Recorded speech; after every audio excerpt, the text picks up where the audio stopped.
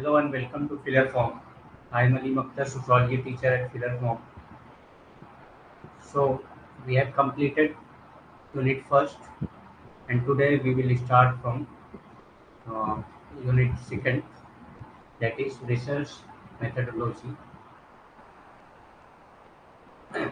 So we will continue with the first part of research methodology. Let's wait for 2 minutes so that everyone can join.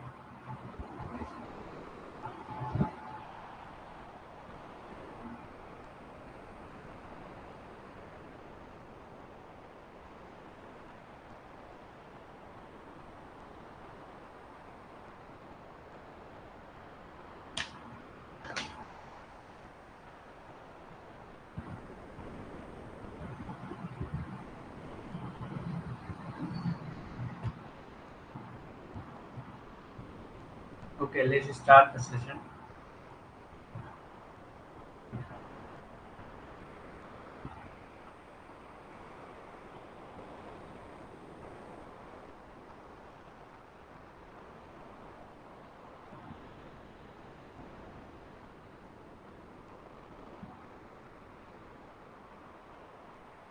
Good evening all.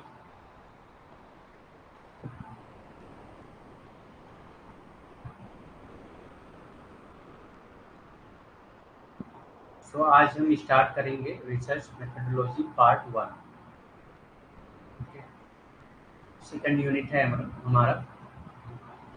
So the first topic in research methodology is difference between natural sciences and social sciences. What are the difference between natural sciences and social sciences? So natural sciences are a branch of science that deals with the natural world. Means एक natural sciences जो है ये branch of science है जो सिर्फ natural world से deal करती है. नेचुरल वर्ल्ड मीन्स हमारे फिजिकल इन्वायरमेंट में क्या हो रहा है, केमिकल इन्वायरमेंट में क्या हो रहा है, इस तरह से बायोलॉजिकल इन्वायरमेंट में क्या हो रहा है, ये आपका सब नेचुरल साइंसेज की स्टडी होती है. ठीक. तो नेचुरल साइंसेज में आपका आ जाता है फिजिक्स, केमिस्ट्री, बायोलॉजी, जो भी मतलब चीज़ें आती हैं नेचुरल साइंसेज की वो है फिजिक्स,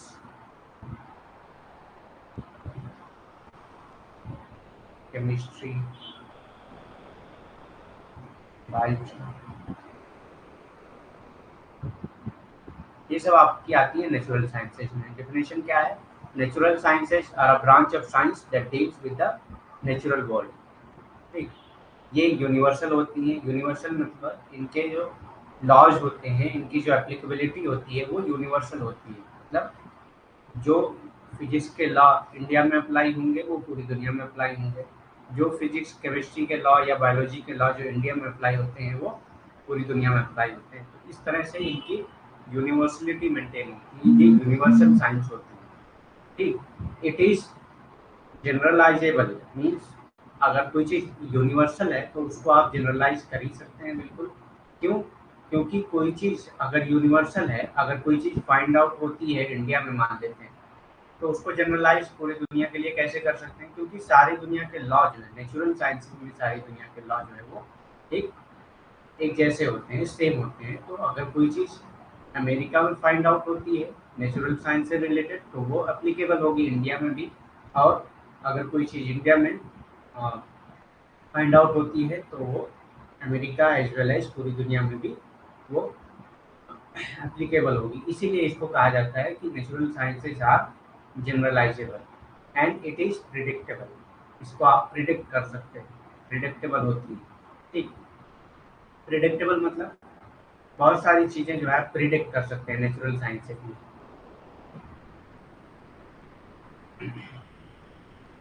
जैसे मतलब बहुत सारी चीज़ें होती हैं, अर्थक्वेक को प्रिडिक्ट किया जाता है पहले से कि मतलब कहाँ पे अर्थक्वेक आने वाला है, या मतलब साइक्लोन वगैरह को पहले से प्रिडिक्ट किया जाता है. बहुत सारी चीज़ें, या आपकी जो नेचुरल लॉ है उसके रिजल्ट को भी पहले से प्रिडिक्ट किया जाता है कि ऐसे करेंगे तो ये रिजल्ट हो सकता है. ठीक. तो इस तरह से नेचुरल लॉज गवर्न करते हैं society.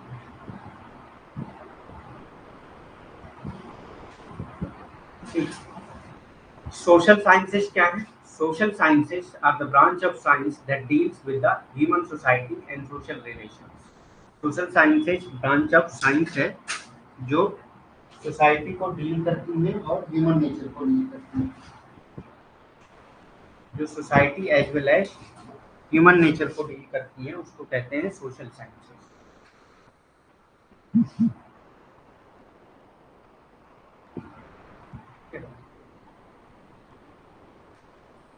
Social sciences are the branch of science that deals with human society and social relations.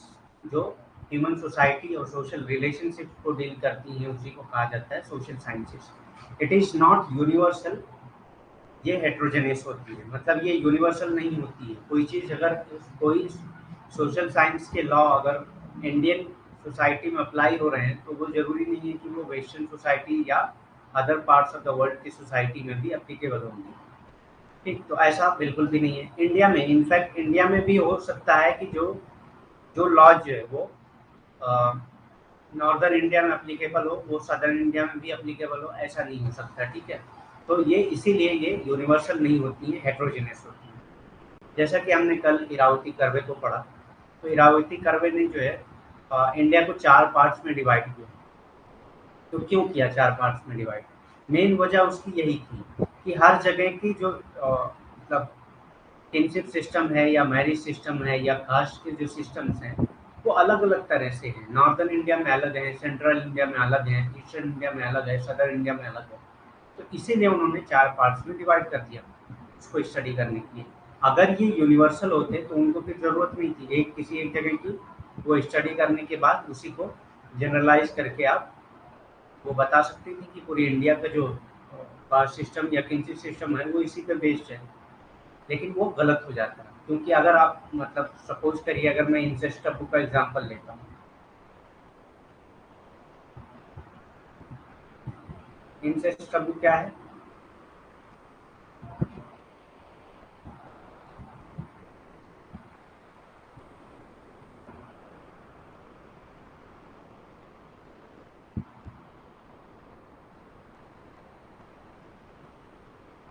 Incest Tabu कहते हैं रिस्ट्रिक्शन ऑफ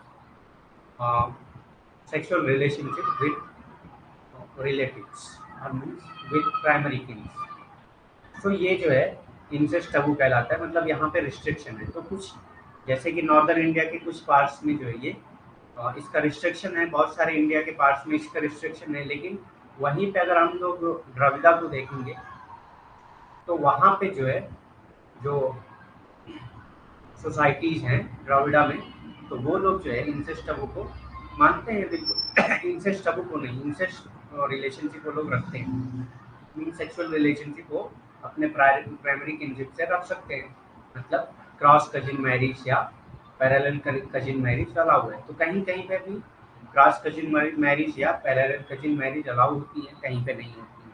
तो नॉर्दर्न इंडिया के बहुत सारे पार्ट में नहीं होती है इंसेस्ट टबू का लॉ जो है वो अप्लीकेबल होता है, लेकिन बहुत सारे पार्ट्स में वो लॉ अप्लीकेबल नहीं होता। तो इस तरह से सोशल साइंसेज के लॉ आप नहीं कह सकते कि ये यूनिवर्सल हो सकते हैं, क्योंकि ये हेट्रोजेनियस होते हैं, हर जगह पे ये अलग अलग अप्लाई होते हैं। ठीक, नेक्स्ट क्या है? अब जब यूनिवर्सल नहीं है, यूनिवर्सल होते तो जनरलाइजेबल होते, यूनिवर्सल नहीं है तो जनरलाइजेबल भी नहीं होंगे, स्पेसिफिक होंगे। जिस एरिया की स्टडी होगी उसी एरिया पे वो अप्लीकेबल होंगे, पूरे एरिया पे वो अप्लीकेबल नहीं हो सकता। इट इज नॉन प्रिडिक्टेबल, और ये आप इसको प्रिडिक्ट नहीं कर सकते। ठीक, जैसे कि आप, मैं इसी का एग्जांपल अगर लूँ इंसेस्ट टबू का ही, अगर किसी किसी ने जो है इंसेस्ट टबू की स्टडी की, सपोज करिए नॉर्दर्न इंडिया में स्टडी की, ठीक, नॉर्दर्न इंडिया में अगर स्टडी की तो उसने पाया कि यहाँ पे जो है प्रिवेलेंस है इंसेस्ट टबू का, मतलब लोग जो है रिस्ट्रिक्शन रखते हैं क्रॉस कजिन मैरिज या पैरेलल कजिन मैरिज या प्राइमरी किनशिप से रिलेशनशिप, सेक्सुअल रिलेशनशिप का रिस्ट्रिक्शन रखते हैं। अगर उसने जाके द्रविड़ा पे स्टडी करना शुरू कर दिया और पहले से प्रिडिक्ट कर लिया कि यहाँ पे भी, क्योंकि ये भी इंडियन सोसाइटी है, तो यहाँ पे भी इंसेस्ट टबू का कॉन्सेप्ट, इंसेस्ट टबू का जो लॉ है वो अप्लीकेबल होगा।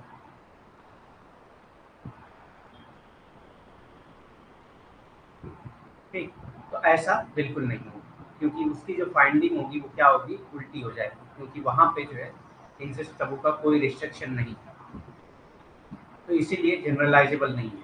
नॉर्दर्न इंडिया की जो स्टडी होगी वो नॉर्थ में ही एप्लीकेबल होगी, जो सदर्न इंडिया की स्टडी होगी वो सदर्न में ही एप्लीकेबल होगी। तो इसको आप प्रिडिक्ट नहीं कर सकते किसी भी तरह से, ठीक, प्रिडिक्टेबल नहीं है। जैसे कि एक चीज अगर मैं प्रिडिक्टेबल का एग्जांपल दूं, जैसे आपने फिजिक्स में पढ़ा होगा, 9th-10th की फिजिक्स में पढ़ा होगा आपने ये, कि जब जो है मेटल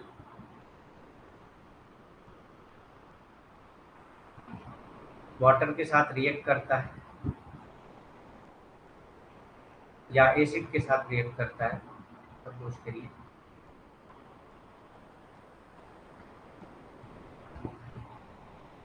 जब मेटल एसिड के साथ रिएक्ट करेगा क्या बनाएगा, मेटल ऑक्साइड बनाता है, मेटल ऑक्साइड प्लस हाइड्रोजन बनाता है, ठीक। सो ये फिजिक्स का लॉ है, नेचुरल साइंस का लॉ है कि मेटल जब भी ऑक्सीजन के साथ वो एसिड के साथ रिएक्ट करेगा तो मेटल जब ऑक्सीजन के साथ रिएक्ट करेगा तो मेटल ऑक्साइड बनाएगा, ठीक। मेटल जब ऑक्सीजन के साथ रिएक्ट करेगा तो मेटल ऑक्साइड बनाएगा।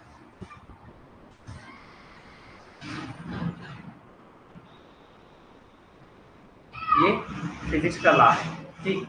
सो अब मेटल कोई भी हो, सपोज करिए उसने आयरन ले लिया, आयरन ले लिया, अब इसको पता है कि आयरन एक मेटल है, तो ये प्रिडिक्ट कर सकता है कि अगर ये ऑक्सीजन के साथ रिएक्ट करेगा तो क्या बनाएगा,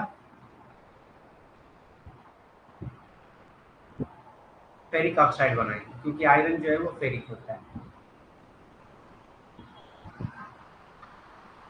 ठीक।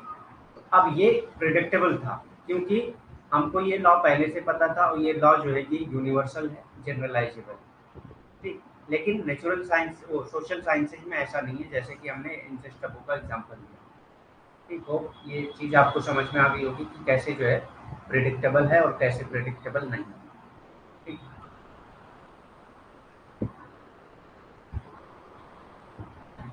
रिसर्च मेथडोलॉजी क्या होती है, research methodology is a way of explaining how a researcher intend to carry out their research, ठीक।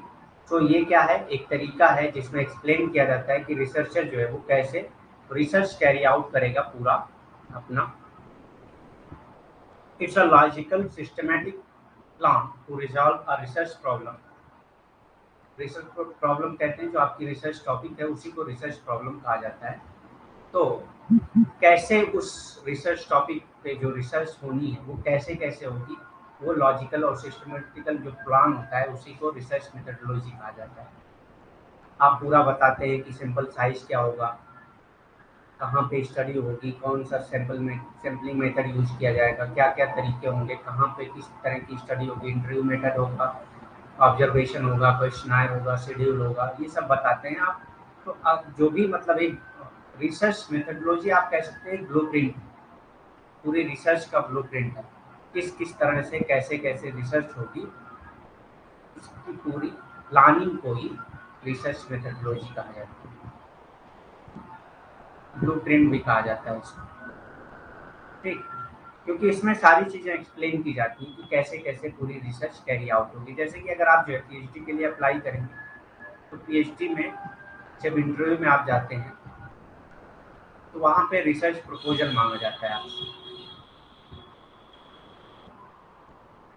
रिसर्च प्रपोजल मांगा जाता है आपसे, ठीक। उस रिसर्च प्रपोजल में पहला तो आपका टॉपिक होगा, इस टॉपिक पे आप रिसर्च करना चाह रहे हैं, ठीक। दूसरा आपका क्या होता है, रिव्यू ऑफ लिटरेचर हो जाता है, रिव्यू ऑफ लिटरेचर, थोड़ा बहुत जो भी आपने आर्टिकल्स या रिसर्च पेपर पढ़े हैं वो आप लिखते हैं उसमें। तीसरा जो पॉइंट होता है वो होता है आपका रिसर्च मेथडोलॉजी, रिसर्च मेथडोलॉजी जिसमें आपको ये बताना होता है कि आपने जो टॉपिक चूज किया है उस टॉपिक पे आप जो है कैसे रिसर्च करेंगे, क्या आपकी सैम्पलिंग होगी, सैम्पलिंग क्या होगी, सैम्पलिंग मेथड्स क्या होंगे,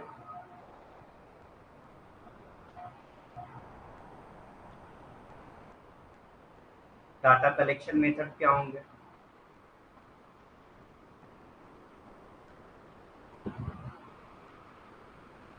डाटा कलेक्शन मेथड्स क्या होंगे। ठीक, जैसे डाटा कलेक्शन मेथड में आप क्या करते हैं,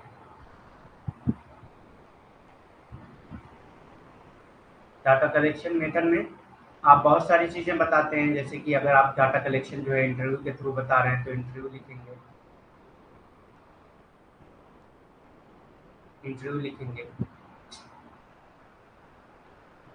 डाटा कलेक्शन मेथड में आप इंटरव्यू से डाटा कलेक्ट कर रहे हैं तो इंटरव्यू लिखेंगे, नहीं तो क्वेश्चन लिखेंगे, शेड्यूल लिखेंगे, ऑब्जर्वेशन लिखेंगे, जो भी आप मतलब जिस तरह से। तो ये सब चीज़ें जो आप रिसर्च मेथोडोलॉजी में लिख रहे हैं, ये पूरा आप अपनी रिसर्च का एक ब्लूप्रिंट दे रहे हैं कि कैसे कैसे हम रिसर्च पूरी करेंगे, कैसे कैसे रिसर्च कैरी आउट होगी पूरी। इसी को कहा जाता है रिसर्च मेथोडोलॉजी। तो research methodology is a way of explaining how a researcher intend to carry out their research. कैसे एक रिसर्चर जो है तो रिसर्च को कैरी आउट करने के लिए करने का सोच रहा है, किस तरह करेगा, उसका ब्लूप्रिंट क्या है। It is a logical systematic plan. Logical और सिस्टमैटिक है, ऐसा नहीं है कि आप बगैर लॉजिक के कुछ भी कर रहे हैं, मैं ये कर दूंगा वो कर दूंगा। जैसे कि अगर आपका टॉपिक जैसा है उसी बेस पे आप जो है, अगर मान लिया आपने टॉपिक ले लिया कि मैं किसी इलिटरेट पॉपुलेशन पे स्टडी करूंगा, आपने टॉपिक ले लिया कि मैं किसी इलिटरेट पॉपुलेशन पे स्टडी करूंगा। अब ये इलॉजिकल कैसे हो सकता है, मैं वही बता रहा हूँ। ठीक, किसी इलिटरेट पॉपुलेशन की स्टडी आपने कर लिया, फिर आपने डाटा कलेक्शन मेथड में क्या दिया, आपने डाटा कलेक्शन मेथड में दिया कि मैं जो है क्वेश्चनायर का क्वेश्चनायर यूज करूंगा डाटा कलेक्शन मेथड में, क्वेश्चनायर यूज करूंगा डाटा कलेक्शन मेथड में।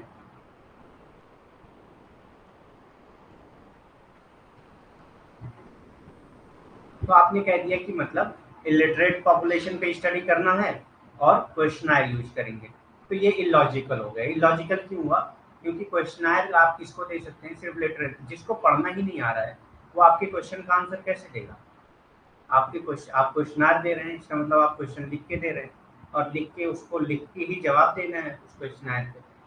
तो जो आदमी पढ़ा लिखा है ही नहीं, उसको कैसे आप क्वेश्चनायर दे सकते हैं। तो ये इलॉजिकल हो जाएगा। तो ये रिसर्च मेथोडोलॉजी जो आपकी होनी चाहिए वो लॉजिकल होना चाहिए, प्लस सिस्टमैटिक होनी चाहिए। सिस्टमैटिक क्यों होनी चाहिए, आपने रिसर्च प्लान बना लिया, सपोज करिए आपने रिसर्च प्लान बना लिया, ठीक, और आपने कह दिया कि मतलब पहले जो है मैं डाटा एनालाइज करूंगा, डाटा एनालाइज करूंगा, फिर दोबारा मैं जो है क्या करूंगा, डाटा कलेक्शन करूंगा।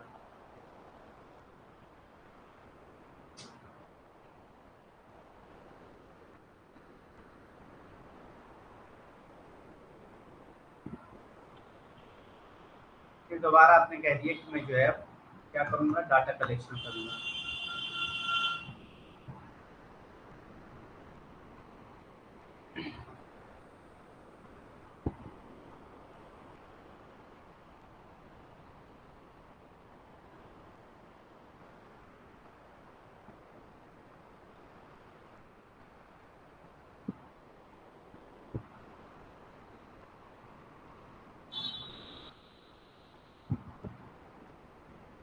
तो ऐसा नहीं कर सकते ना, बगैर डाटा कलेक्शन के आप कैसे एनालाइज कर लेंगे डाटा को। तो ये भी एक वो है कि सिस्टमैटिक भी होना चाहिए, लॉजिकल होना चाहिए, सिस्टमैटिक होना चाहिए। तो होप आपको समझ में आ गया होगा कि रिसर्च मेथोडोलॉजी क्या होती है। ठीक, रिसर्च मेथोडोलॉजी जो है एक ब्लूप्रिंट है, जो रिसर्चर जो है पूरा बताता है अपना कि कैसे वो पूरी रिसर्च को कैरी आउट करेगा। ये एक लॉजिकल और सिस्टमैटिक मेथड है। ठीक, logical or systematic plan to resolve a research problem. A methodology details a researcher approach to the research to ensure reliable, valid results that address their aim and objective. Means जो इसमें research methodology आपको ऐसी बनानी है कि उससे जो है वैलिड, रिलायबल और अ, जो आपका ऑब्जेक्टिव है उसको पूरा करने वाला रिजल्ट आपका आता हो। इस तरह की रिसर्च मेथोडोलॉजी आपकी होनी चाहिए। तो आपको समझ में आ गया होगा रिसर्च मेथोडोलॉजी क्या होती है। Next is philosophy of social sciences. Philosophy of social sciences, social research boils down to struggle. Social research boils down to struggle over legitimate study through philosophical approaches. Philosophy of social science deals with the generalized measuring of the thing and centered on the sharing of experience about the social world in which people's perspective differ from the one another. तो philosophy of social science क्या है? Different type की philosophical approach होते हैं जो deals करते हैं society के जो डिफरेंट एक्शंस हैं या एक्सपीरियंसेस हैं उनको स्टडी करते हैं और सब अपना अपना एक प्रपोजल देते हैं, अपना अपना एक थ्योरी देते हैं, अपना अपना एक पर्सपेक्टिव देते हैं। किस तरह से जो है सोसाइटी में जो चीज़ें चल रही हैं, जो एक्शन हो रहे हैं या जो एक्सपीरियंसेस हैं या जो रिलेशनशिप्स हैं वो किस तरह से डेवलप हो रहे हैं, सबके अलग अलग पर्सपेक्टिव होते हैं। इसी को फिलॉसफी कहा जाता है। ठीक, सब लोग शेयर करते हैं अपने अपने पर्सपेक्टिव को, सबके अलग अलग होते हैं। जैसे कि हमने पढ़ा है हमारी थीम के अलग पर्सपेक्टिव हैं सोसाइटी को स्टडी करने के, मैक्स वेबर के अलग हैं। तो इस तरह से सबके अलग अलग पर्सपेक्टिव होते हैं, इसी को फिलॉसफी ऑफ सोशल साइंस कहा जाता है। अगर ये नेचुरल साइंस की पर्सपेक्टिव की बात कर रहे हैं तो फिलॉसफी ऑफ साइंस हो जाएगा। ठीक, philosophy of social science, branch of philosophy that examines the concept, method and logic of social sciences. Means concept क्या है सोशल साइंस के, उसके मेथड क्या है या लॉजिक क्या है। मीन्स जो सोशल साइंस स्टडी करता है वो कैसे, उसके कॉन्सेप्ट क्या है, मेथड्स क्या है या लॉजिक क्या है, इसी को कहा जाता है philosophy of social science.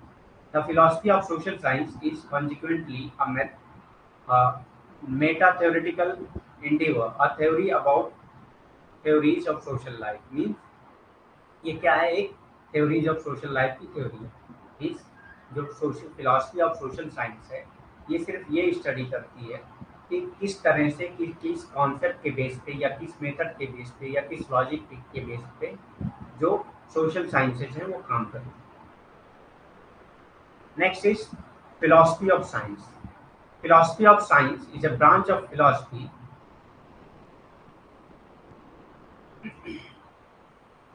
Philosophy of science is a branch of philosophy concerned with the foundation, methods and implication of science। तो अगर जो साइंस है वही हमने पढ़ा कि कॉन्सेप्ट, मेथड्स, लॉजिक, वो अगर सोशल साइंस के हैं तो फिलॉसफी ऑफ सोशल साइंस हो जाएगी, अगर वो साइंस के हैं तो फिलॉसफी ऑफ साइंस हो जाएगी। The central question of the study concern what qualifies as science, the reliability of scientific theories and the ultimate purpose of science.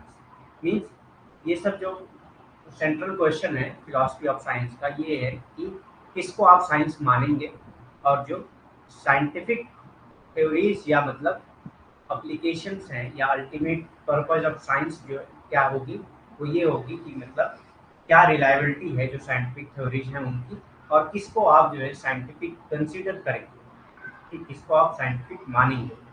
As a philosophy positivism adheres to the view that only factual knowledge gained through observation, the senses including measurement, is trustworthy।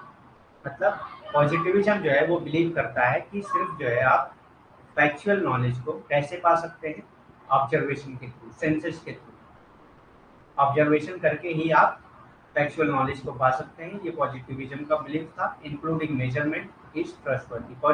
Positivism क्या है, जो natural law है उसको आप अगर social science में apply करते हैं तो उसी को नेचुरल पॉजिटिविज्म कहा जाता है। It is based on laws of natural sciences. ये जो है नेचुरल साइंसेस के लॉ के बेस पे होता है। पॉजिटिविज्म पूरा जो है नेचुरल साइंसेस के लॉ जो है उसी को अप्लाई करते हैं अगर सोशल साइंस पे आप, तो उसी को पॉजिटिविज्म अप्रोच कहा जाता है। पॉजिटिविस्ट अप्रोच आ रही है। पॉजिटिविज्म और इन सोशोलॉजी, सोशोलॉजिकल पॉजिटिविज्म क्या होता है? Positivism is the name for the scientific study of social world. तो scientific study of social world को ही पॉजिटिविज्म कहा जाता है। Its goal is to formulate abstract universal law on the operative dynamic of social universe. Means इसका काम क्या होता है, जो पॉजिटिविज्म है उसका काम क्या होता है, यूनिवर्सल लॉ को, जैसे कि हमने पढ़ा है अभी कि नेचुरल साइंसेज जो होती है वो यूनिवर्सल चीज़ों पे बिलीव करती है। नेचुरल साइंसेज जो है वो यूनिवर्सल होती हैं, तो ये यूनिवर्सल लॉ के बेस पे ही काम करती है। तो ऐसे ही अगर आप पॉजिटिविज्म जो है सोशोलॉजी में अप्लाई करते हैं तो आपका एम ये होता है कि ऐसे लॉ हम फॉर्मुलेट करें जो यूनिवर्सल हो, जो पूरे वर्ल्ड में एप्लीकेबल हो। A law is a statement about relationship among forces in the universe. Law क्या है? एक स्टेटमेंट है। लॉ क्या है? एक स्टेटमेंट है। जैसे कि हमने अभी क्या कहा कि अगर जो है मेटल ऑक्सीजन के साथ रिएक्ट करेगा तो मेटल ऑक्साइड का कहलाएगा। तो ये एक स्टेटमेंट है जिसको लॉ कह दिया गया। तो इसी तरह लॉ भी एक स्टेटमेंट है। किस चीज का स्टेटमेंट है? Relationship among forces in the universe. Means किस तरह से यूनिवर्स काम कर रहा है, इसी के रिलेशनशिप को समझने के प्रोसेस को ही पॉजिटिविज्म कहा जाता है और इसी को लॉ कहा जाता है। उसी के स्टेटमेंट को ही लॉ कहा जाता है। फॉलोअर ऑफ पॉजिटिविज्म जो है सोशोलॉजी में, जो फॉलोअर ऑफ पॉजिटिविज्म है वो कौन कौन है? Positivism is aligned with the hypothetical deductive. Means ये डिडक्टिव रीजनिंग के बेस पे ही काम करता है। Deductive reasoning means deductive reasoning के बेस पे ही काम करता है। इसका मतलब क्या होता है? इसका मतलब ये होता है, डिडक्टिव मीन्स होता है कि जैसे आपने ए की स्टडी की, कुछ फाइंडिंग आई, फिर बी की स्टडी की, कुछ फाइंडिंग आई, फिर सी की स्टडी की, कुछ फाइंडिंग आई। ठीक, तो अगर आपने जो है इसको जनरलाइज कर दिया, ए बी सी की स्टडी करके आपने जनरलाइज कर दिया, तो ये इंडक्टिव हो जाएगी। ये इंडक्टिव हो जाएगी। और डिडक्टिव किसको कहेंगे? जब आप जो है क्या करते हैं, एक जनरलाइज फेनोमेना दिया हुआ है आपको, एक जनरलाइज लॉ दिया हुआ है, और उसके बाद जो है आप उसको स्पेसिफिक चीज पे अप्लाई करते हैं तो उसको कहा जाता है डिडक्टिव। जैसे कि अभी मैंने मेटल ऑक्साइड का जो एग्जांपल दिया वो डिडक्टिव में अप्लाई करता है। जैसे कि जनरल लॉ क्या है? मेटल ऑक्साइड अगर मेटल अगर जो है ऑक्सीजन के साथ रिएक्ट करेगा तो मेटल ऑक्साइड बनाएगा। ये जनरल लॉ है, जनरल है। अब उसको स्पेसिफिक कैसे अप्लाई कर रहे हैं? हम मान रहे हैं कि आयरन जो है, मान क्या रहे हैं, आयरन एक मेटल है, तो आयरन भी अगर रिएक्ट करेगा तो वो मेटल ऑक्साइड ही बनाएगा, क्योंकि आयरन भी एक मेटल है और मेटल ऑक्साइड जब रिएक्ट करता है तो मेटल जब ऑक्सीजन के साथ रिएक्ट करता है तो मेटल ऑक्साइड बनाता है। दूसरा एग्जांपल मैं दे दूं, सोशल साइंस में जो कार्ल पॉपर में इंडक्टिव डिडक्टिव की रीजनिंग का एग्जांपल उनके बुक में पाया जाता है, वो ये है कि आपने देखा कि सारे सॉन्ग जो है,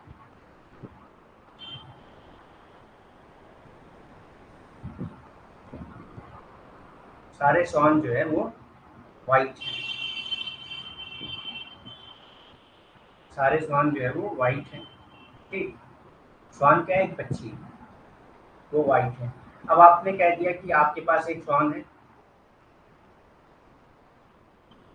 ठीक, तो ये भी वाइट होगा क्योंकि सारे स्वान जो है वो वाइट है।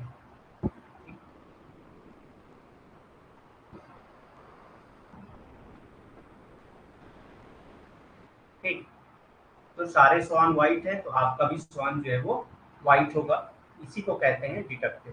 ठीक, और इंडक्टिव कहेंगे जब आप पहले स्वान को आपने देखा, फर्स्ट स्वान को देखा, एक स्वान को देखा आपने और पाया कि ये वाइट है। स्वान के बजाय आप जो है, अगर स्वान ना समझ में आता हो तो आप जो है प्रो को ले लेते हैं, तो प्रो को ले लेते हैं।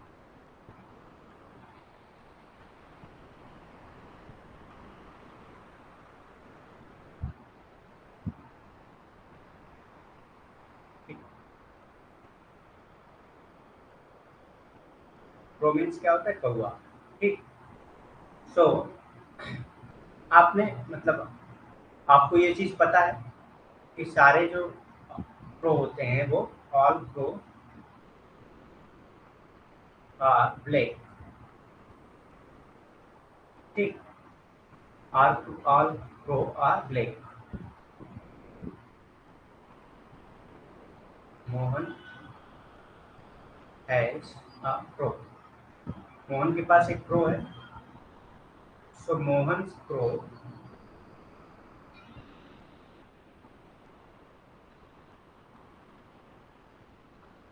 Must be black, Mohan crow must be black, क्योंकि सारे जब ब्लैक हैं तो मोहन के पास भी एक प्रो है तो वो भी ब्लैक हो जाएगा, ठीक। तो ये हो गया डिडक्टिव कि सारे का आपको पता था, आपने स्पेसिफिक पे अप्लाई कर दिया। इंडक्टिव क्या होगा?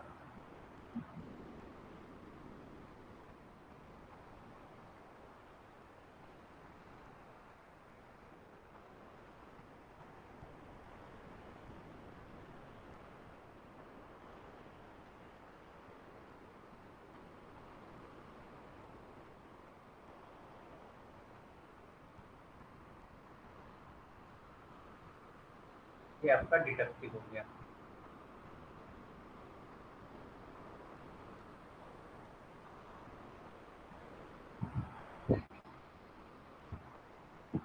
इंडक्टिव क्या हो गया? आपने एक रो को देखा ब्लैक है,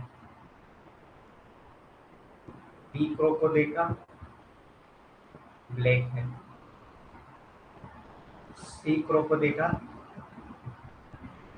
ब्लैक है। तो आपने जो कंक्लूजन दिया वो क्या दे दिया? All pro are black, all प्रो और ब्लैक। तो ये हो गया आपका इंडक्टिव। डिडक्टिव क्या है? जब आपको पहले से सारा पता था, मीन्स आपका एक जनरलाइजेशन आपके पास थी, आपने उसको स्पेसिफिक पे अप्लाई कर दिया। और इंडक्टिव में क्या है? आपके पास कुछ स्पेसिफिक केसेस थे, आप उसको जनरलाइज कर दिए, ठीक। तो एक ये जो डिडक्टिव होता है वो स्पेसिफिक टू जनरल होता है, नहीं ये डिडक्टिव जो है जनरल टू स्पेसिफिक होता है। डिडक्टिव जो है वो जनरल टू स्पेसिफिक होता है और इंडक्टिव जो है स्पेसिफिक टू जनरल होता है, ठीक। स्पेसिफिक टू जनरल होता है। तो समझ में आ गया होगा ये। तो पॉजिटिविज्म जो है वो डिडक्टिव रीजनिंग के बेस पे होता है, हाइपोथेटिकल डिडक्टिव होता है, ठीक। तो इसके जो फॉलोअर हैं वो अगस्ट कोम्ट है, इमाइल डर्कीम है, सेंट साइमन है, हर्बर्ट स्पेंसर है, ठीक।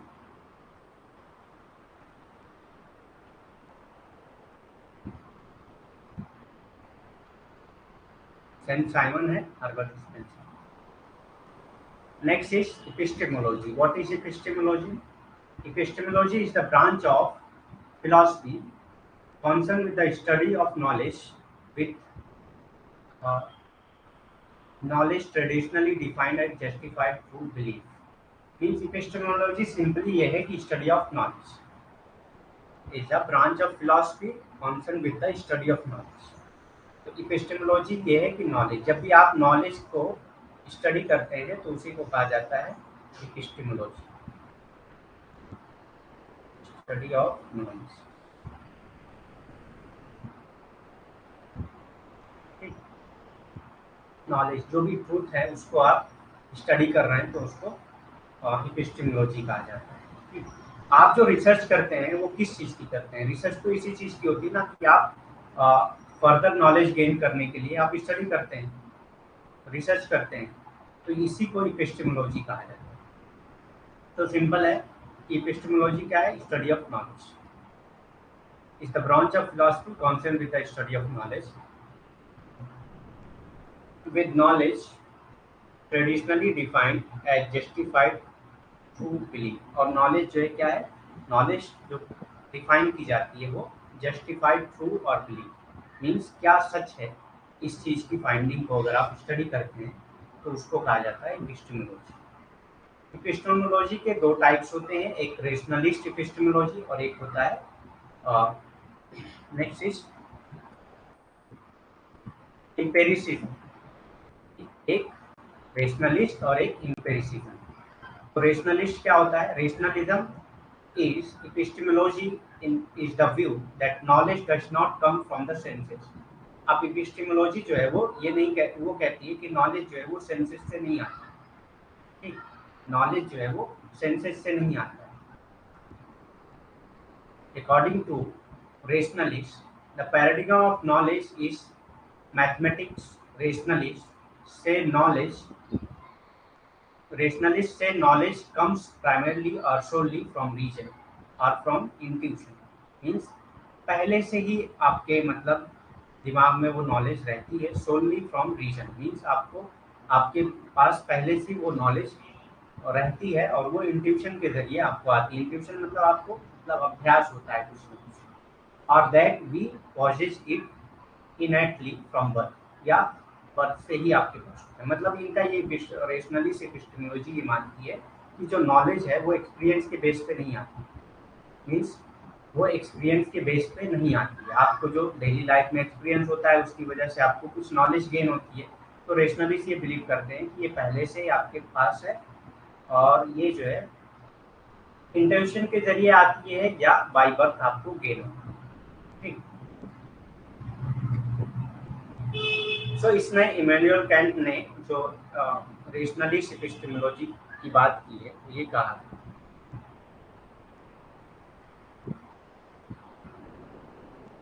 ओके, कोशिश करता हूँ मैं हिंदी में। एक मिनट।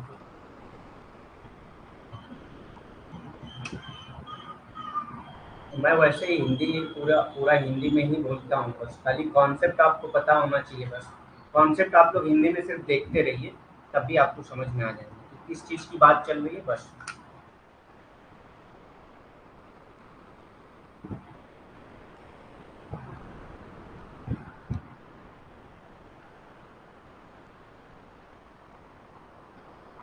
दृष्टि क्या नहीं समझ में आ रहा बताओ।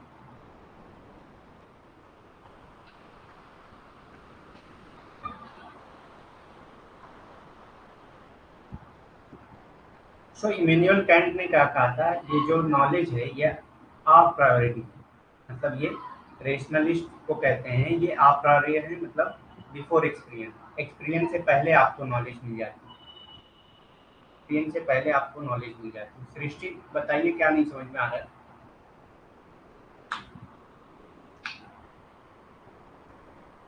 कौन सी टॉपिक? टॉपिक तो हमने बहुत पढ़े थे।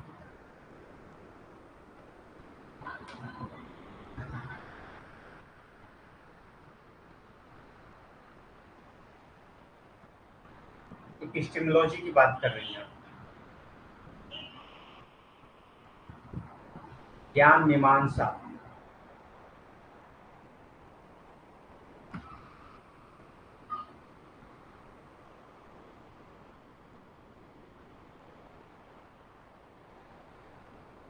जब आप ज्ञान का अध्ययन करते हैं तो उसी को ज्ञान मीमांसा कहा जाता है। सिंपल है।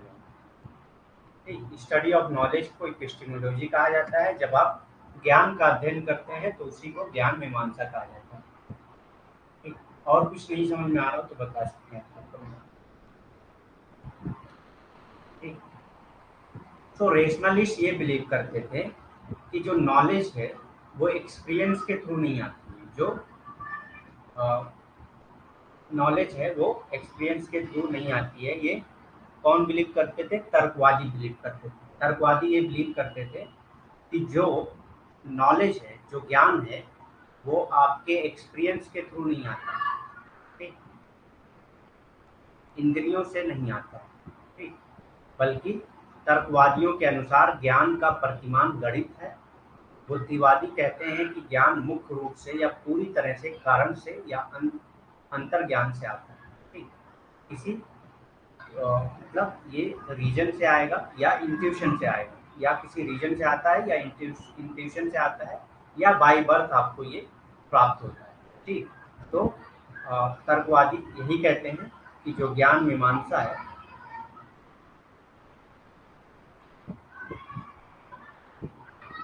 पॉजिटिविज्म नहीं क्लियर होता है। तो पॉजिटिविज्म क्या है? पॉजिटिविज्म है laws of natural sciences, mean जो फिजिक्स, केमिस्ट्री, बायोलॉजी, ये सब क्या है? Natural sciences. इस लॉ के बेस पे अगर आप स्टडी करते हैं सोशोलॉजी को, उस लॉ के बेस पे, तो उसी को कहा जाता है पॉजिटिविज्म। ठीक, जब आप नेचुरल साइंसेज के लॉ को सोशल साइंस में अप्लाई करते हैं, तो नेचुरल साइंस के लॉ जो है वो पॉजिटिविज्म के बेस पे होते हैं, यूनिवर्सल होते हैं। एक लॉ होता है जो यूनिवर्सली अप्लीकेबल होता है। ठीक, एक लॉ होता है जो यूनिवर्सली अप्लीकेबल होता है। ठीक, उसी को कहा जाता है पॉजिटिविज्म। नेचुरल लॉ को अप्लाई करते हैं, जैसे डर्कीन ने अप्लाई किया। डर्कीन ने जब सुसाइड का कॉन्सेप्ट दिया, तो सुसाइड के कॉन्सेप्ट में उन्होंने क्या किया?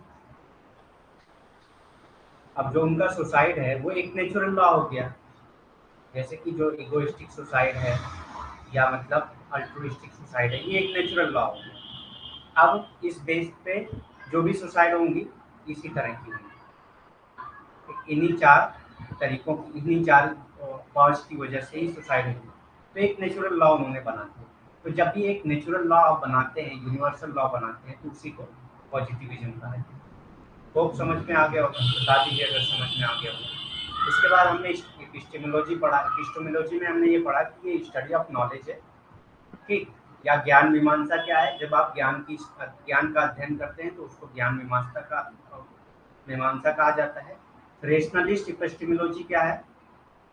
रेशनलिस्ट ये मानते हैं कि जो नॉलेज है, यानी कि जो ज्ञान है, जो तर्कवादी ज्ञान मीमांसा है, वो ये मानती है कि जो ज्ञान है वो आपके इंद्रियों के थ्रू नहीं आता है, आपके सेंसेस से नहीं आता है। मतलब आपके एक्सपीरियंस से वो चीज़ें नहीं आती हैं, बल्कि किससे आता है? ये तर्क से आता है, रीजन से आता है। किसी रीजन से होगा, किसी इंट्यूशन की वजह से होता है, या आपको बाय बर्थ ये मिलता है। ठीक, तो रेशनलिस्ट ये बिलीव करते हैं या तो बाय बर्थ होगा।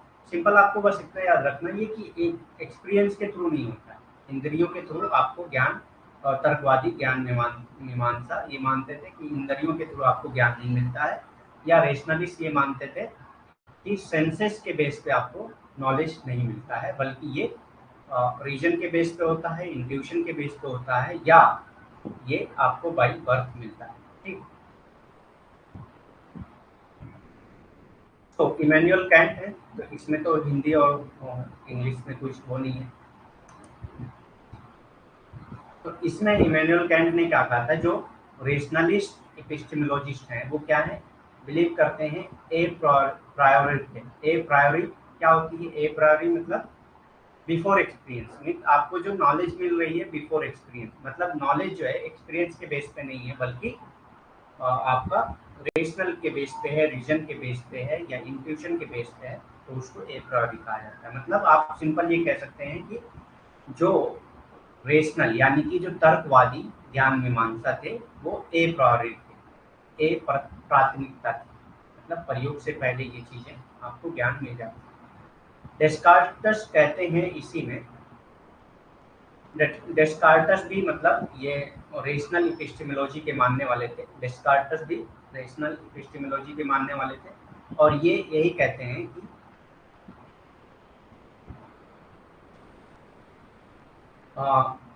नॉलेज जो है वो एक्सपीरियंस के थ्रू नहीं आता है, बल्कि रीजन के थ्रू आता है, तर्क के थ्रू आता है, या बाई बर्थ या जन्म से आपको मिलता है। ठीक, तो डेस्कार्टस ये कहते हैं, ये भी मतलब रेशनल एपिस्टेमोलॉजी पे बिलीव करते हैं।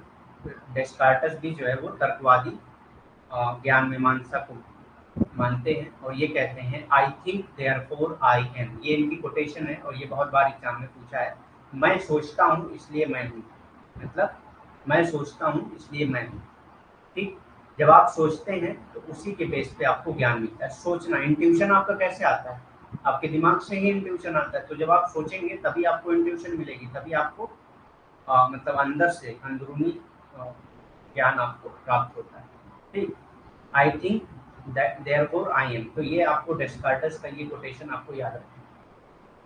ठीक, मैं सोचता हूँ इसलिए मैं हूँ। Next is empiricism. इम्पेरिसिज्म क्या है?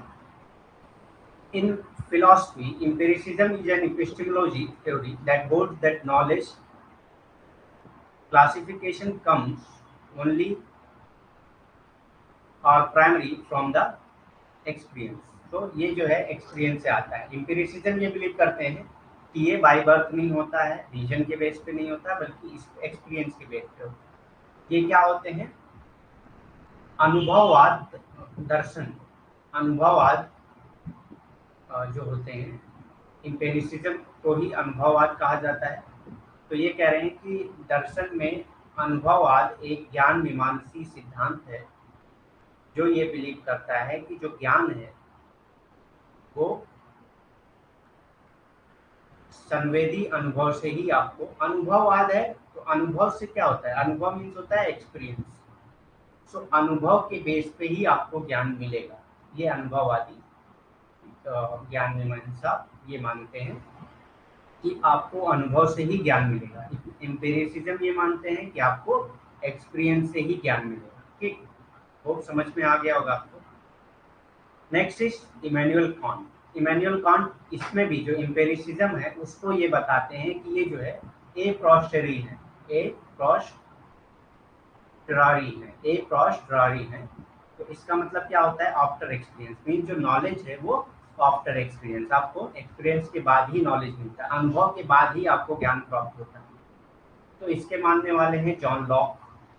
जॉन लॉक क्या कहते हैं? टेबुला रेसा का कॉन्सेप्ट दिया है इन्होंने, टेबुला रासा का कॉन्सेप्ट दिया है इन्होंने। हाँ, जॉन लॉक जो है वो पूर्व कल्पित, क्या है ये पूर्व कल्पित? हिंदी पढ़ना भी तो बड़ा मुश्किल है। पूर्व कल्पित विचारों या पूर्व निर्धारित लक्ष्यों की अनुपस्थिति, एक सॉफ्ट स्लेट।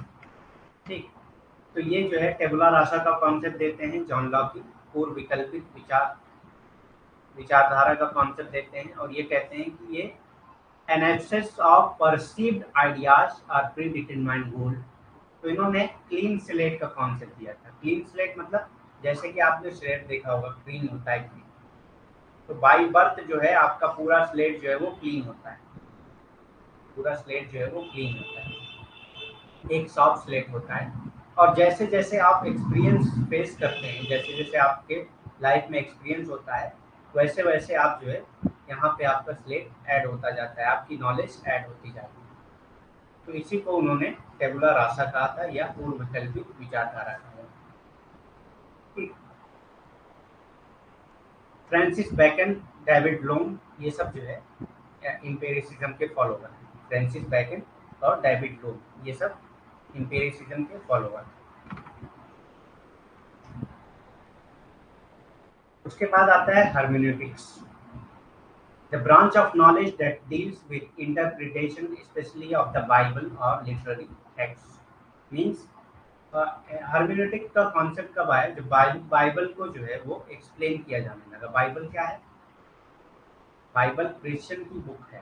ठीक है, क्रिश्चियन की बुक को जब एक्सप्लेन किया जाता था, सारे लोग अपने अपने कॉन्सेप्ट से, अपने अपने हिसाब से ही उसको एक्सप्लेन कर रहे थे। तो हर्मेनोटिक्स का कॉन्सेप्ट आया बाइबल को या लिटरली टेक्स्ट को इंटरप्रिटेट करने के लिए। इंटरप्रिटेशन मतलब उसको एक्सप्लेन करना, उसको डीप में बताना कि इसके अंदर क्या क्या चीजें हैं। ठीक,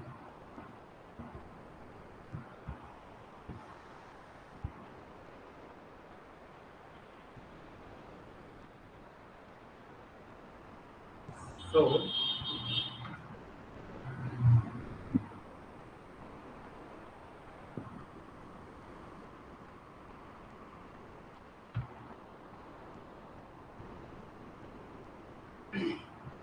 स्लेमेकर वाज अ हर्मेनेटिक फिगर। स्लेमेकर जो है वो हर्मेनेटिक फिगर है, मतलब इन्होंने हर्मेनेटिक को ही, हर्मेनेटिक का कॉन्सेप्ट जो है इन्होंने पॉपुलराइज किया। Figure who introduce the concept of intuition, जिन्होंने इंट्यूशन का कॉन्सेप्ट दिया।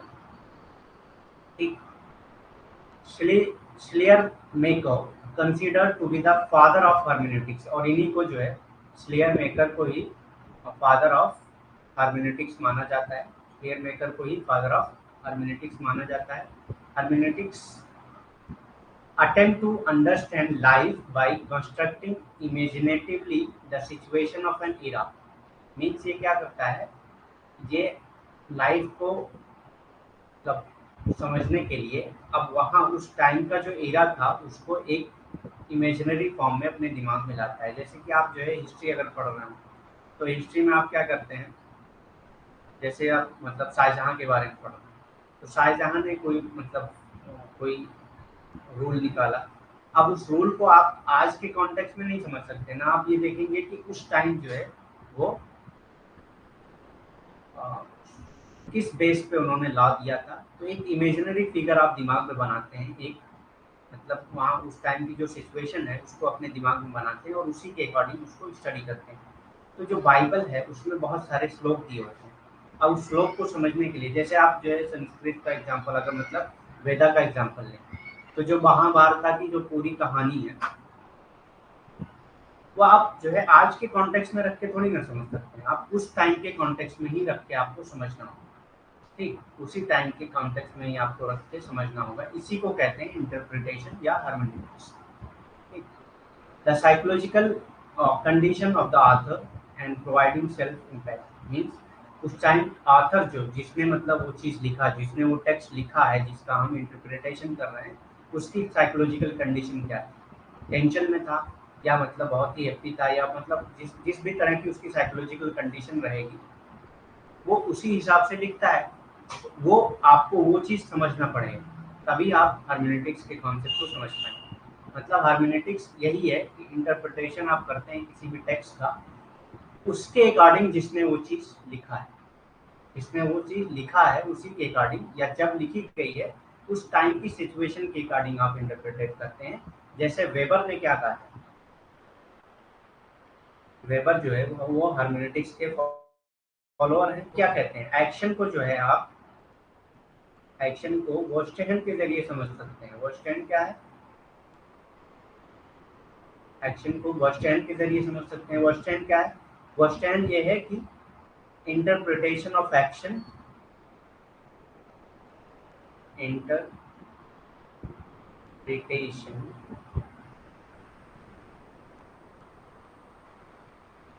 Of action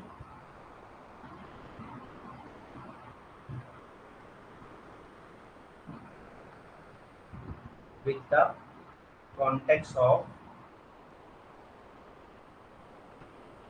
actor.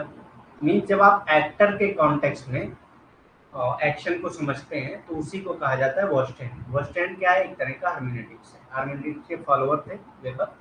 तो इसका मतलब क्या हुआ कि अगर आप एक्टर के पॉइंट ऑफ व्यू से किसी एक्शन को समझ रहे हैं, कोई एक्टर जो है कोई एक्शन कर रहा है, उस एक्शन को समझने के लिए आपको एक्टर का पॉइंट ऑफ व्यू ही लेना पड़ेगा तभी आपको समझ में आएगी वो चीज़।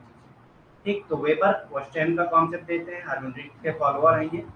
तो हर्मेनेटिक्स क्या कहता है, यही कहता है कि आप इंटरप्रिटेशन करेंगे जब किसी भी टेक्स्ट का या किसी भी सिचुएशन का, तो आप क्या करेंगे कि उस टाइम की सिचुएशन जब वो एक्ट हुआ उस टाइम की सिचुएशन क्या थी, या जब वो टेक्स्ट लिखा गया तो उस टाइम की सिचुएशन क्या थी, या जो ऑथर है उसकी साइकोलॉजिकल कंडीशन क्या थी। जैसे यहाँ पे अगर वेबर के कॉन्टेक्स्ट में आप समझेंगे तो उसका मतलब ये हुआ कि जो एक्टर है वो किस सिचुएशन में ये एक्शन किया है, जिस भी एक्शन की आप स्टडी कर रहे हैं तो किस सिचुएशन में वो एक्शन किया, ठीक, और उसकी साइकोलॉजिकल कंडीशन क्या है, इसी को कहा जाता है हर्मेनेटिक्स। हर्मेनेटिक्स सिंपल है, understanding life by constructing imaginatively the situation of an era, the psychological condition of the author and providing self impact। ठीक, तो यही होता है।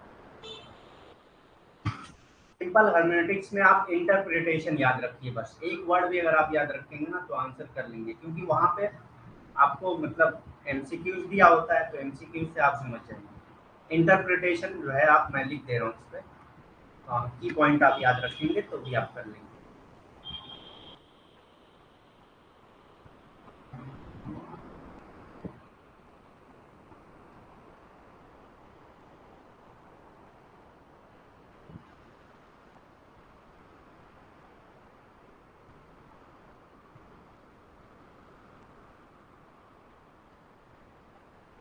हिंदी में क्या कहते हैं इंटरप्रिटेशन को?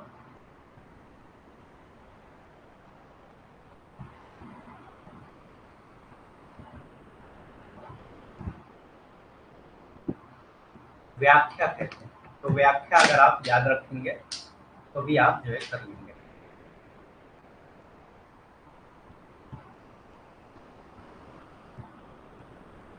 व्याख्या अगर आप याद रखेंगे तो भी आप कर लेंगे। इंटरप्रिटेशन।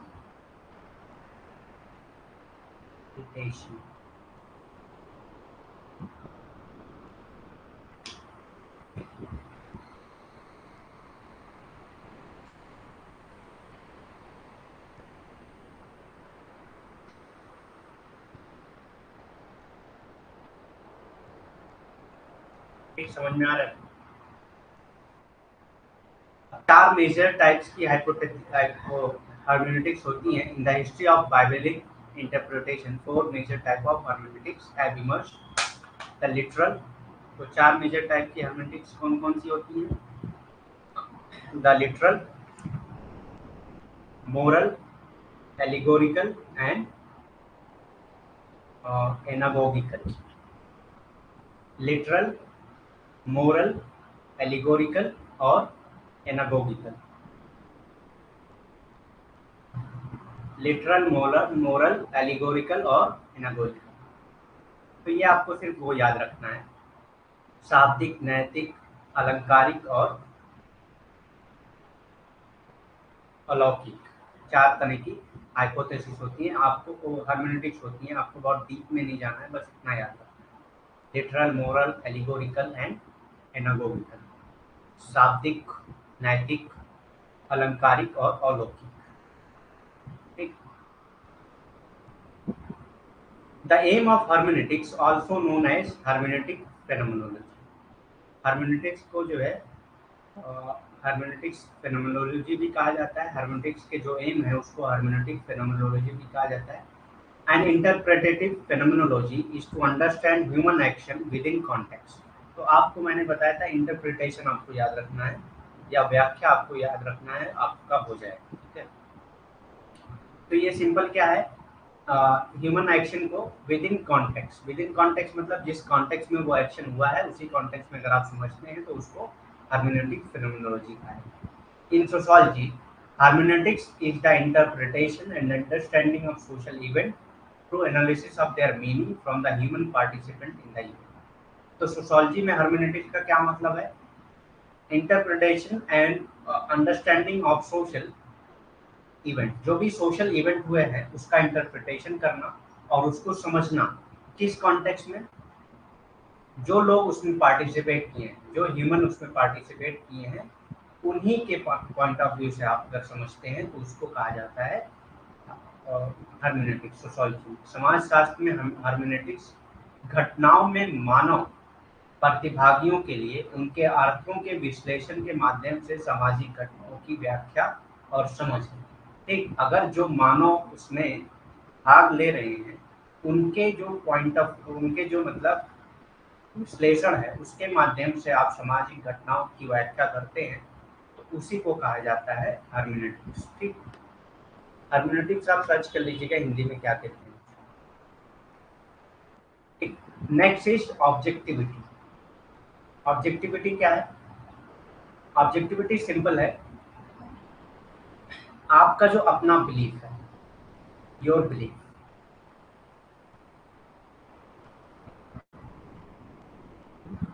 आपकी सोच, निष्पक्षवाद, निष्पक्षतावाद।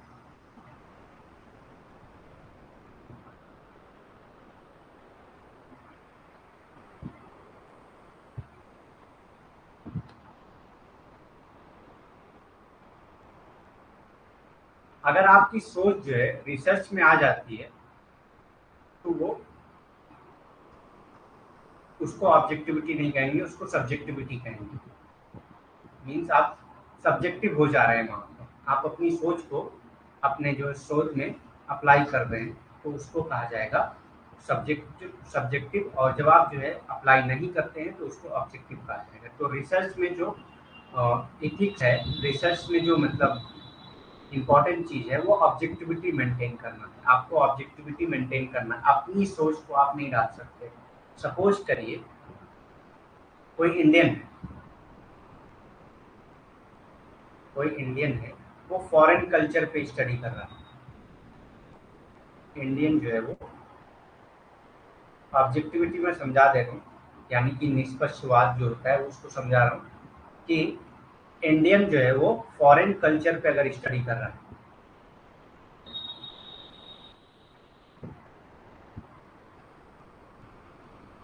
फॉरेन कल्चर पे स्टडी कर रहा है, तो ये क्या करेगा,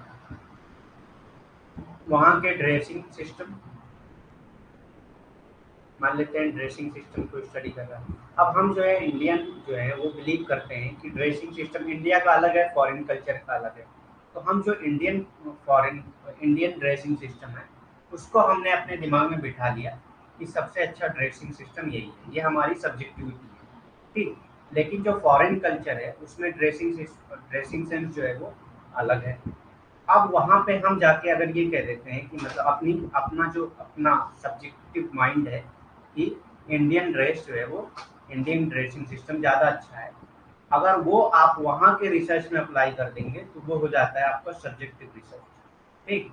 अगर वो अप्लाई नहीं करते हैं वहाँ के ड्रेसिंग सिस्टम को, वहीं के कॉन्टेक्स्ट में स्टडी करते हैं और वहीं के कॉन्टेक्स्ट में स्टडी करते हैं और उसी के बेस पे रिजल्ट दे देते हैं, मतलब अपना जो है अपनी सोच को उसमें अप्लाई नहीं करते हैं, तो इसी को निष्पक्षतावाद या ऑब्जेक्टिविटी कहा जाता है, ठीक।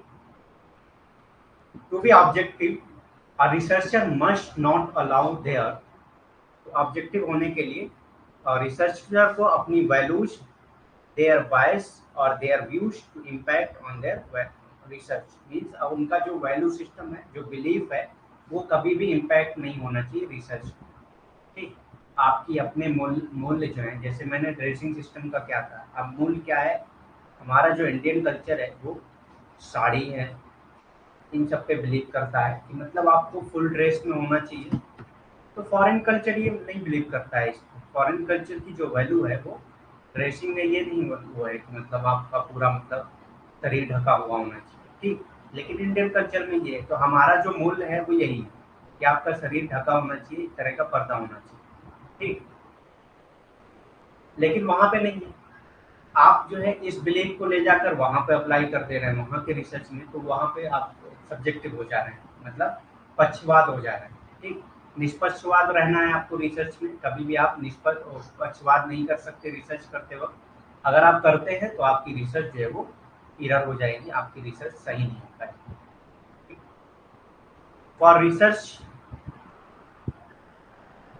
to be liable and to be considered scientific objectivity is paramount, मतलब रिसर्च को मानने के लिए, विश्वसनीय बनाने के लिए आपका निष्पक्षवाद होना जरूरी है, मतलब आपकी जो शोध है उसको अनुमति मिलने के लिए या उसको मतलब क्या कहेंगे, विश्वसनीय बनाने के लिए आपको निष्पक्षवाद होना पड़ेगा, ठीक। आपके रिसर्च को लायबल बनाने के लिए, साइंटिफिक बनाने के लिए आपको ऑब्जेक्टिव रहना पड़ेगा, आपकी ऑब्जेक्टिविटी मेंटेन होनी चाहिए रिसर्च करते वक्त, ठीक। However, some question whether sociology can ever be entirely objective as researcher view and value or likely to affect their choice of topic. Means बहुत सारे क्वेश्चन उठते हैं कि क्या सोशोलॉजिस्ट जो है वो पूरी तरीके से ऑब्जेक्टिव हो सकते हैं, सोशल फेनोमेना को पढ़ते वक्त क्या सोशोलॉजिस्ट पूरी तरीके से ऑब्जेक्टिव हो सकते हैं, यानी कि जो समाज शास्त्र है, जो समाज शास्त्री हैं, जो समाज शास्त्र का अध्ययन कर रहे हैं, क्या वो पूरी तरीके से जो है अपने शोध में निष्पक्षवाद हो सकते हैं। तो बहुत से थिंकर ये मानते हैं कि हो सकते हैं और बहुत से मानते हैं कि नहीं हो सकते, जैसे डर्कीम मानते हैं कि हो सकते हैं लेकिन वेबर मानते हैं कि नहीं हो सकते, क्योंकि आप जब टॉपिक सेलेक्ट करते हैं अपना तो क्या करते हैं, उस वक्त आप निष्पक्ष तो नहीं रहते, आप पक्ष रखते हैं अपने ही टॉपिक, अपने ही वैल्यू सिस्टम के बेस पे ही आप अपने टॉपिक को सिलेक्ट करेंगे, उसी बेस पे जिस मूल में आप रहते हैं या जिस वैल्यू को आप बिलीव करते हैं मोस्ट प्रोबेबली आप उसी के टॉपिक को सिलेक्ट करते हैं रिसर्च करते वक्त, ठीक।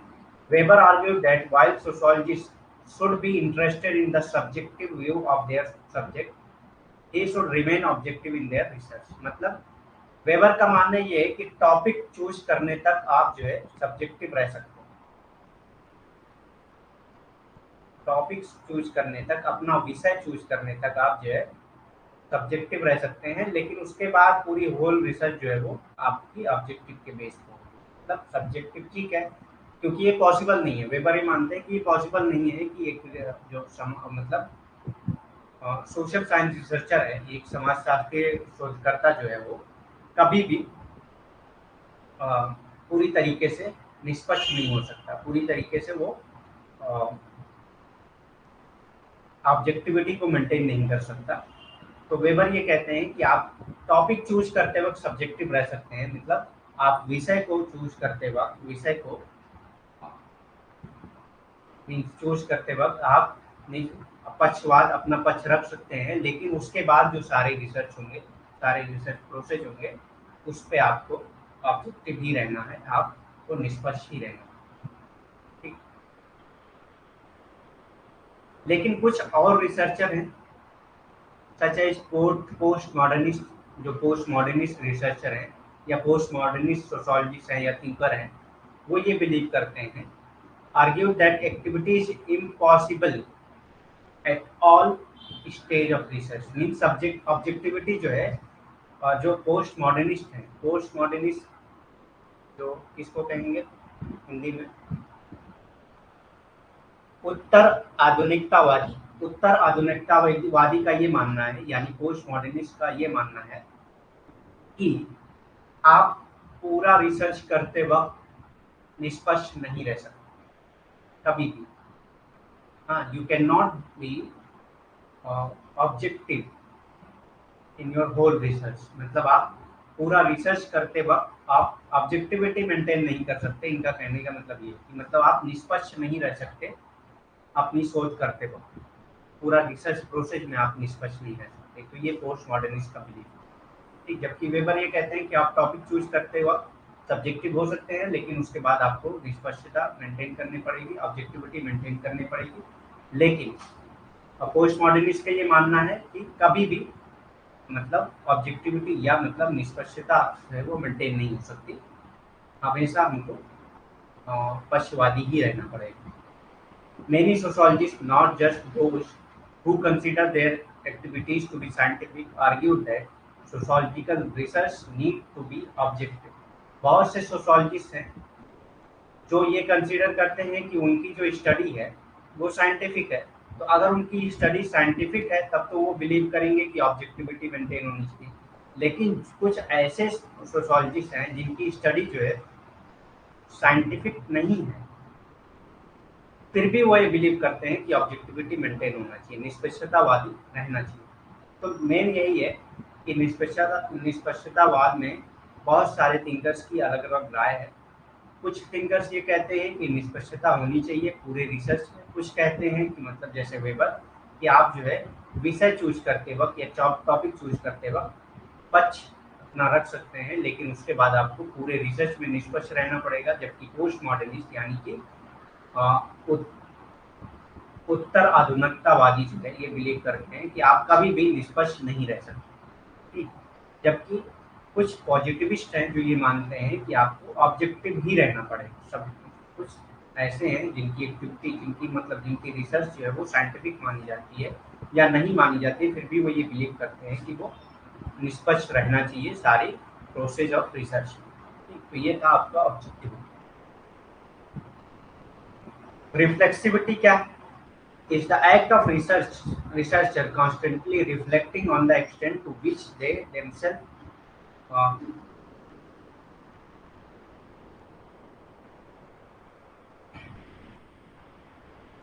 which they themselves are impacting on their research and their finding. Some interpretivists are particularly postmodernists note that the researcher is not able to be genuinely objective because they are as much a part of the society being studied as the subject of the research। Means कहते हैं कि reflexivity क्या होता है, आपकी belief का जब reflection होता है किसी भी टॉपिक पर या किसी भी रिसर्च पर, तो उसी को कहा जाता है। तो ये पोस्ट मॉडर्निस्ट ये बिलीव करते हैं, जैसे हमने पढ़ा पिछला वही, कि क्या बिलीव करते हैं वो, ये कहते हैं कि मतलब चूंकि जो रिसर्च कर रहा है वो भी सोसाइटी का पार्ट है, तो वो कैसे मतलब ऑब्जेक्टिविटी मेंटेन कर सकता है, ये कैसे वो निष्पक्ष रह सकता है। तो यही ठीक। As such, the researcher need to consider and acknowledge their own bias and the value that might inform their interpretations and analysis. उसकी भी वैल्यू और उसका भी जो बायसनेस है वो कुछ ना कुछ उसमें आएगा। Ethical consideration in social research. Ethical consideration, ethical क्या होता है, आपका जो रिसर्च है, जो शोध आप करने जा रहे हैं, उसमें क्या क्या नैतिकता आपको रखनी है, क्या क्या नैतिकता आपको बरकरार रखनी है, या क्या क्या इथिक्स आप मतलब बरकरार रखेंगे, ये सोशल रिसर्च में आपको पता करना पड़ता है कि क्या क्या हमको मतलब नैतिकता, क्या क्या सही चीज़ है। नैतिकता क्या होती है, एथिक्स क्या होती है, क्या गलत है क्या सही है, ये आपको पता होना, ये एथिक्स होती है। तो 5 तरह की एथिक्स हैं: professional competence, integrity, professional and scientific responsibility, respect for people's right, dignity and diversity, social responsibility. तो ये सारी जो है एथिक्स हैं। लाइक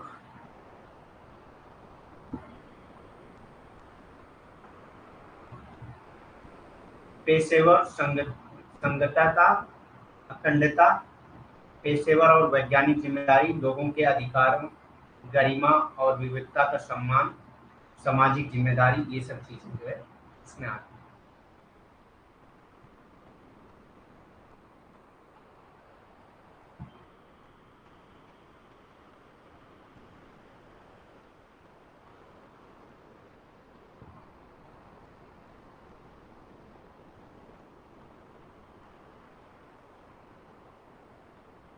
तो ये सब क्या होती है, ये डिटेल में मैंने लिखा है यहाँ पे।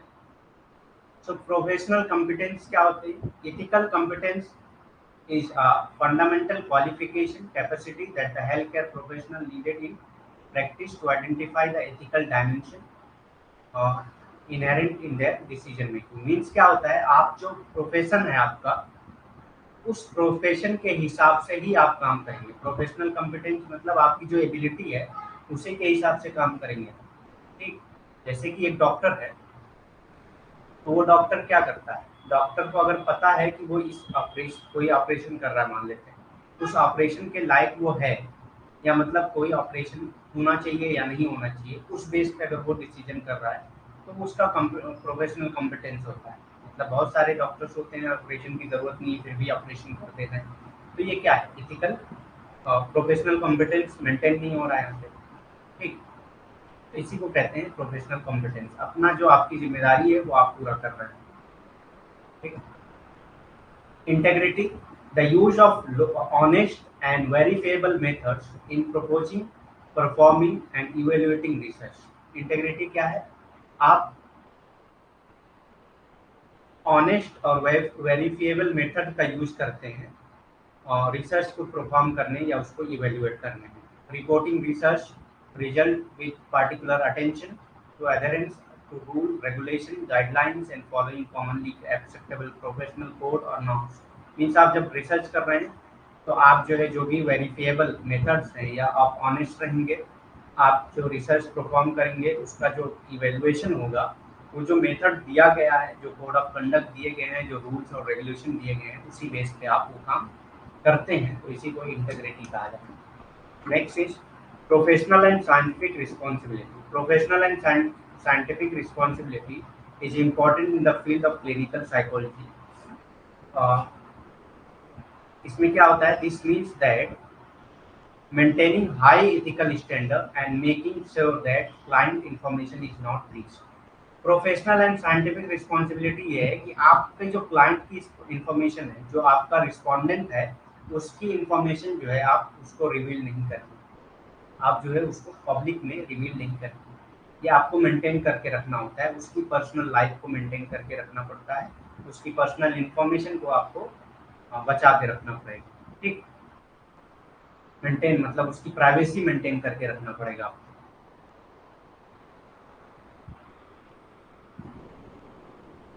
ठीक, respect for people's right, dignity and diversity. People's का जो राइट है, उसकी जो डिग्निटी है, उसकी जो डाइवर्सिटी है, उसको आप रिस्पेक्ट करेंगे।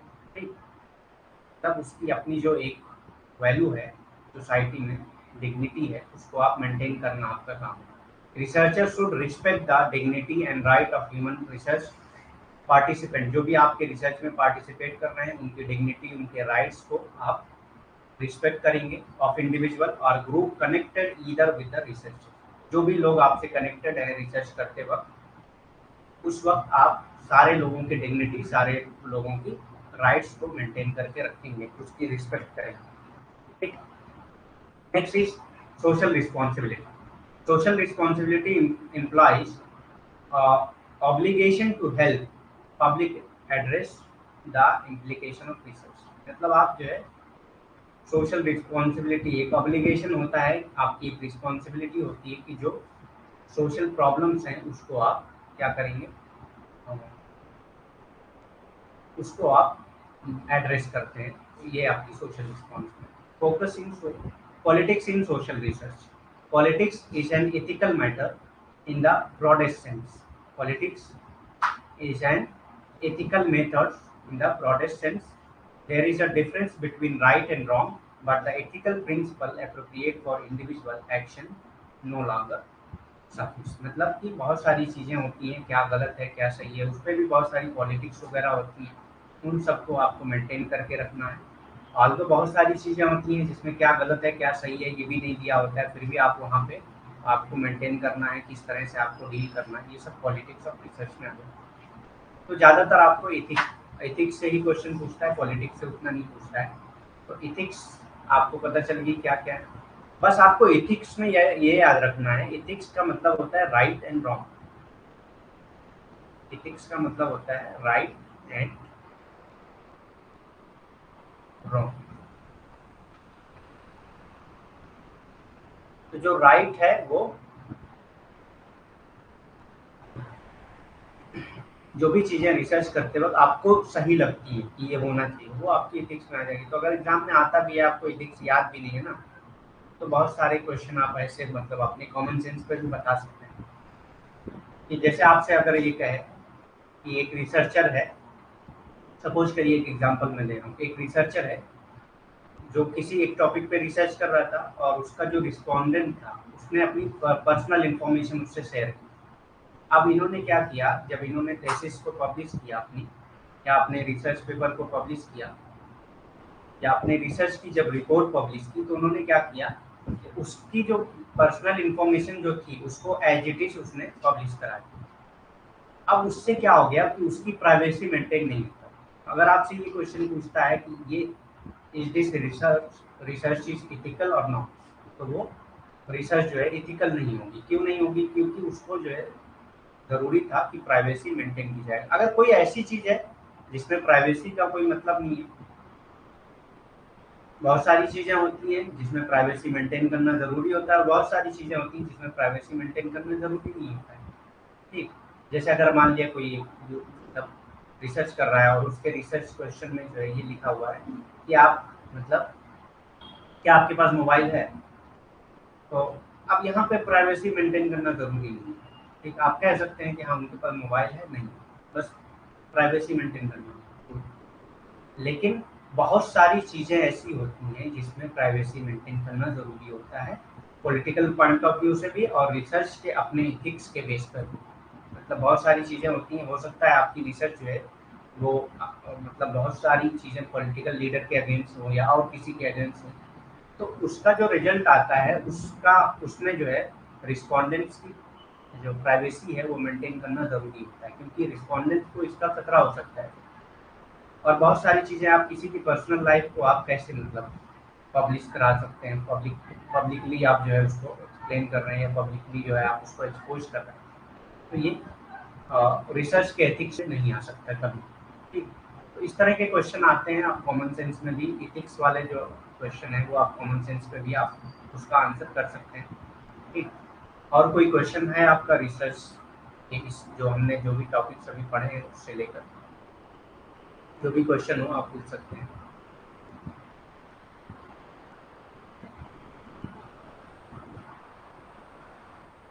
हमने जो टॉपिक्स पढ़ा है एक बार रिवाइज कर लेते हैं, क्या क्या पढ़ा है हमने। तो हमने पढ़ा है difference between natural sciences and social sciences. ठीक, ये पढ़ चुके हैं हम लोग। रिसर्च मेथोडोलॉजी क्या होती है, philosophy of social science, philosophy of science, positivism, follower of positivism, epistemology, rationalist epistemology, criticism, hermeneutics, four major types of hermeneutics: objectivity, reflexivity, ethical consideration in social research। ठीक, जिसमें हमने professional competence, integrity, professional and scientific responsibility, respect for people's right, dignity and diversity, social responsibility, politics in social research, ये सब हम पढ़े। और इससे related कोई क्वेश्चन अगर आपका है तो पूछ सकते हैं, 2 मिनट है आपके पास।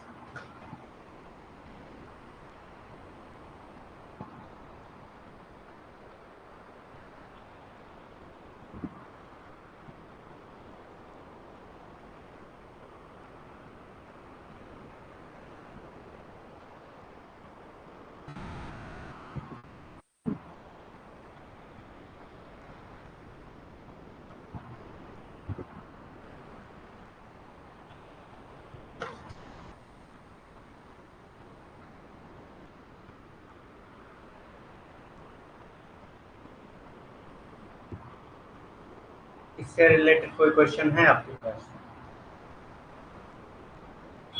समझ में आ रहा है आप लोग को?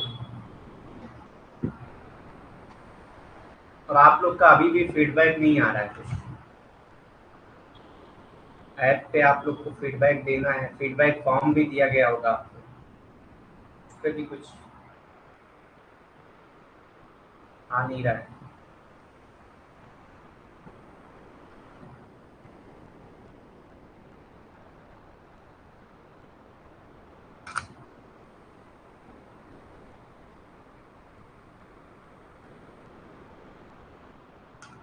मैं हिंदी में ही तो पढ़ा रहा हूँ। हाँ, मैं थोड़ा सा मतलब हिंदी के जो कॉन्सेप्ट हैं उसको भी एक बार रीड कर दूंगा, कोशिश करूंगा यही। तो ठीक है, मैं उसको भी रीड करूंगा।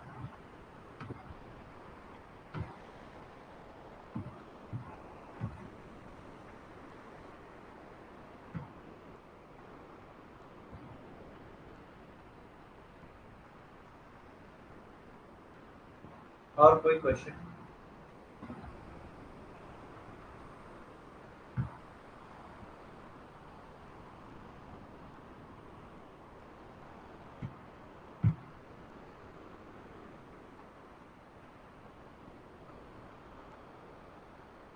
ओके, ठीक है, थैंक यू।